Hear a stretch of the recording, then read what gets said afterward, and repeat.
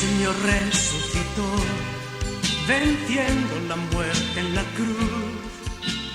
Nuestra esperanza está en Él. Hola hermanos, el día de hoy, 14 de abril del 2021, es miércoles de la segunda semana del tiempo de la Pascua. Bueno, ¿quién diría, no? Hace 2 semanas estábamos en Semana Santa ya preparándonos para el Triduo Pascual. El tiempo realmente vuela, tempus fugit. Bueno, vamos. Hoy es día, ya saben que no tenemos memorias obligatorias en estos días, ¿no? Hoy es día de Santa Lidia de Esquiedan o Liduvina o Libudina. Miren, le ponen un montón de nombres, realmente le cambian el asunto, ¿no? Nosotros vamos a llamarle Santa Liduvina, la patrona, fíjense ustedes, de las enfermedades crónicas. Ay, Dios mío, cuánta gente sufre enfermedades crónicas, y pensando en el tema del COVID-19 también, porque deja algunas secuelas bastante dolorosas en muchísimas personas. Algunos dicen que lo que se trata es que tenía esclerosis múltiple. Creo que es más complejo que eso realmente, no es así nomás. Ella nace en Esquiedan en 1380 y va a morir en 1433. O sea, hagan de cuenta, 53 años, de los cuales a los 15 años ella tiene un accidente, cae, está patinando con sus amigas y cae, se quiebra una costilla, dicen unos, otros dicen que se quebró la columna. Los biógrafos en esto difieren, ¿no? Y fíjense que su biógrafo va a ser nada menos y nada más que el Tomás de Kempis. Vamos, por favor, el autor de la Imitación de Cristo. O sea, no se trata de cualquiera, ¿no? Porque fue una mística extraordinaria. O sea, hay un montón de relatos sobre su misticismo, tiene éxtasis, habla con el Señor, habla con los ángeles o con su ángel de la guarda. Es muy común que hable y bueno, y entran en esa decisión, ¿no? De que cuánto tiempo quiere estar amarrada a una cama o cuánto quiere pasar en el purgatorio. Y ahí hay una discusión sobre esto y ella pide unos días en el purgatorio y realmente le tocó muy, pero muy duro. Ya me imagino cómo me va a tocar a mí. En fin, bueno, si Dios me lo permite. El tema es este. Fíjense, este sufrimiento, hacía muchos ayunos, de hecho tenía un montón de llagas, o sea, una situación bastante dolorosa, ¿no? Y aún así ella siempre sonriente, orando por los pecadores. Tuvo la suerte de que tuvo un párroco, ya ven que a veces somos muy importantes los párrocos, el padre Pot, que fue el que le ayudó a llegar, porque ella al inicio, lógico, ni cualquiera, renegaba de la situación, se quejaba de por qué Dios, y bueno, y todo aquello. Y el padre le dijo, mira, pon un crucifijo, porque estoy viendo el crucifijo que tengo enfrente, y míralo. Y cada vez que tengas algo que decir, díselo a él. Ay, madre. Y ahí vino el cambio. Total, ¿no? Porque claro, imagínense ustedes, viendo al crucifijo, ¿dónde quedan mis sufrimientos? ¿Dónde quedan mis dolores? ¿Dónde quedan? No, viendo la pasión del Señor, todo esto se pierde. Hay que orar mucho, ¿no? Por los enfermos crónicos, tantas personas que están pasándola muy, pero muy mal, de diferentes enfermedades, cánceres, y bueno, otro montón de atrofias y demás, distrofias y demás que se van sufriendo, ¿no? Insisto, y las personas que, producto del COVID-19, que quedan muchas secuelas muy, muy, muy dolorosas. Bueno, vamos a las lecturas del día de hoy. Seguimos, ¿no? Ya saben. Hechos de los Apóstoles. Ahora miren el relato. Capítulo 5, versículos del 17 al 26. En aquellos días el sumo sacerdote y los de su partido, que eran los saduceos, llenos de ira contra los apóstoles, los mandaron a aprehender y los metieron en la cárcel. Pero durante la noche un ángel del Señor les abrió las puertas, los sacó de ahí y les dijo, vayan al templo y pónganse a enseñar al pueblo todo lo referente a esta nueva vida. Para obedecer la orden se fueron de madrugada al templo y ahí se pusieron a enseñar. Cuando llegó el sumo sacerdote con los de su partido, convocaron al Sanedrín, es decir, a todo el Senado de los hijos de Israel, y mandaron traer de la cárcel a los presos. Al llegar los guardias a la cárcel, no los hallaron y regresaron a informar. Encontramos la cárcel bien cerrada y a los centinelas en sus puestos, pero al abrir no encontramos a nadie adentro. Al oír estas palabras, el jefe de la guardia del templo y los sumos sacerdotes se quedaron sin saber qué pensar, pero en ese momento llegó uno y les dijo, los hombres que habían metido en la cárcel están en el templo enseñando al pueblo. Entonces el jefe de la guardia con sus hombres trajo a los apóstoles, pero sin violencia, porque temían ser apedreados por el pueblo. Palabra de Dios. Te alabamos, Señor. Ya saben, ¿qué vamos a hablar de esto? Vayan y enseñen al pueblo sobre este nuevo modo de vida. Eso es. El cristianismo es una manera de vivir.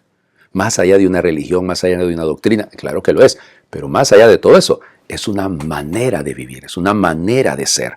Hay que enseñar esta manera de ser. ¿Cómo lo enseñamos? Con nuestro testimonio, con nuestra manera de vivir también nosotros. El mejor camino de evangelización es nuestra vida, que transparenta la vida de Cristo. Si no la transparenta, bueno, entonces ya eso es otra historia, ¿no? Pero nuestra responsabilidad debería ser esa. Sentir que frente a cualquier Sanedrín moderno, lo nuestro es enseñar a vivir como vivió Cristo. Enseñar a vivir y actuar según el corazón de Dios. Esa es nuestra vida de fe. Dediquémonos a eso, pues. Que vaya, situaciones de persecución, situaciones dolorosas, las hay en todas partes y en todos los países, lamentablemente, en algunos lugares mucho más grave que en otros, ¿no? La persecución puede venir de diferentes maneras y de diferentes colores. Pueden haber persecuciones, pienso por ejemplo en la persecución que se vive en el país vecino nuestro, en Nicaragua, en contra de los obispos, por ejemplo, en contra de Monseñor Silvio Báez, por ejemplo, que es efectivamente un abanderado de la justicia, de la verdad, de la paz, y está viviendo en el exilio por producto de estos gobiernos, que son pésimos gobiernos, que sencillamente quieren eliminar la verdad, quieren eliminar la fe. Bueno, ahí tienen ustedes. Y luego, vamos, o sea, puedo referirme a México, puedo referirme a Estados Unidos, es decir, vamos, por todos lados, puedo referirme a mi propio país, ¿no? Que sin duda también hay mucha problemática. Entonces, mantengámonos firmes, pues, vivamos según vivió Cristo, actuemos según actuó Cristo. El Evangelio. Miren, siempre que aparece este texto, yo ya sé, segunda semana de Pascua, miércoles, tocará leer siempre este Evangelio. Y toca leerlo también en otro momento, ¿no? Pero, hombre, ¿por dónde le entramos? Seamos honestos. Juan, capítulo 3, versículos 16 al 21. Tanto amó Dios al mundo que le entregó a su Hijo único para que todo el que cree en Él no perezca, sino que tenga la vida eterna. Porque Dios no envió a su Hijo para condenar al mundo, sino para que el mundo se salvara por Él. El que cree en Él no será condenado, pero el que no cree ya está condenado por no haber creído en el Hijo único de Dios. La causa de la condenación es esta. Habiendo venido la luz al mundo, los hombres prefirieron las tinieblas a la luz, porque sus obras eran malas. Todo aquel que hace el mal aborrece la luz, y no se acerca a ella para que sus obras no se descubran. En cambio, el que obra el bien conforme a la verdad se acerca a la luz, para que se vea que sus obras están hechas según Dios. Palabra del Señor. Gloria a ti, Señor Jesús. Ok. Primera pregunta. ¿Quién dice esto? Yo sé que todos van, no, padre, pues está claro, en el Evangelio quien está hablando es Jesús, que está en diálogo con Nicodemo, y es Jesús el que tiene la palabra. O sea, en los versículos anteriores, el versículo 13, 14 y 15, quien está hablando es Jesús, respondiendo a la pregunta de Nicodemo, que dijo, ¿cómo puede ser esto? ¿No? O sea, bueno, entonces, fíjense el detalle. Sí y no. Sí, efectivamente, según la secuencia del diálogo con Nicodemo, Jesús agarra un monólogo en este momento. Él está hablando como que estuviera hablando solo. Ya, evidentemente está Nicodemo ahí, pero la reflexión teológica es de él. Pero tanto amó Dios al mundo que entregó a su único hijo. ¿Y si es él? Está hablando en tercera persona del mismo. Muy difícil, ¿no? Por eso, fíjense, para muchos expertos en el Evangelio de Juan, parece que el autor aquí desarrolla la teología de la comunidad juánica. O sea, la comunidad es la que está hablando. No es Jesús. O sea, ponen en labios de Jesús lo que la comunidad cree. Y esto es fundamental, ¿no? O sea, porque es la comunidad la que mantiene esta fe. ¿Qué es lo que dice la comunidad? Tanto. Ese tanto es la clave de todo. Yo se lo digo siempre, ¿no? Tanto. No es que Dios amó al mundo. Sí, lo amó porque lo creó. Pero la redención es una obra mayor que la creación. ¿Se acuerdan que lo hemos dicho? Es una de las oraciones que se dice, no me acuerdo si es la primera o la segunda lectura, creo que debe ser la primera, después del relato de la creación en la vigilia de la Pascua. ¿Ya? Eso es importante, ¿no? O sea, fíjense, ese tanto amor, estamos claros de que Dios ama al mundo, pero que lo amó tanto está en la entrega del Hijo, en la donación del Hijo, inmerecida, absolutamente. Basta verme al espejo para darme cuenta que yo no merezco en lo más mínimo. ¿Por qué? Porque mis obras no son según Dios. O sea, cuidado, ¿no? Porque hay algunos se quedan solo con el versículo 16. No, hombre, leanlo todo. O sea, hay que leerlo todo. O sea, que hay que agarrar retazos, agarrar pedacitos. Eso no. Perícopas, no. O sea, leamos el total del Evangelio, ¿no? Tanto amó Dios al mundo que entregó a su único Hijo para que todo el que cree en Él, pero creer en Él, acuérdense, estamos en el Evangelio de Juan. En el Evangelio de Juan no aparece el sustantivo fe. Es decir, porque la fe salva. Sí, la fe salva, pero solo la fe no. O sea, cuidado con eso tampoco. Es que el sola fides no aparece. Aparece en la carta de Santiago para decir que no solo la fe, pero eso es otra historia. Entonces, cuidado con lo que digo. Para que el que crea, el que está creyendo, el que vive en una actitud de creyente, ¿se acuerdan lo que hemos escuchado precisamente en el Evangelio también de Juan, del capítulo 20, del domingo pasado? El domingo de la Divina Misericordia. Cuando hablábamos, ¿no? Que Jesús le dice a Tomás, trae acá tu mano, mete aquí, y no seas incrédulo, sino creyente. Sé creyente. Eso es lo tuyo. Cree, muchacho. Es una actitud de vida. El estilo de vida, el que cree, no la credulidad. No es creer a cualquier cosa, no es creer a cualquier tontería. No, es creer a la persona de Cristo. Es creer en Él. Es creer en la manera que Él quiere que yo viva. ¿Por qué? Porque Dios no envió a su Hijo para condenar el mundo. Y parece ser que los que citan mucho este versículo son expertos en andar condenando. Son expertos en andar señalando a los otros y que no son como... Y ahí empiezan con sus locuras. No. Porque la condenación no está en el corazón de Dios. Él no quiere condenar. La condenación se da porque habiendo venido la luz, y está encendido el cirito pascual aquí detrás mío, este pascualito, ya está encendida la luz, pero nosotros hemos preferido muchas veces la tiniebla porque nuestras obras son malas. Y no queremos venir a la luz, le tenemos miedo a la luz, para que no se descubran nuestras obras. Y más bien, cuidado, que no es descubrir que va a andar usted, como le diría, llenando de chismes el universo con todos los pecados que cometemos todos nosotros, sobre todo los sacerdotes, ¿no? Es interesante, todo cae un sacerdote, hagamos comidilla de él, ¿no? Del árbol caído todo el mundo hace leña y esa leña es buena. Si es un obispo, olvídense, hombre, qué cosa más buena. No es esa la actitud.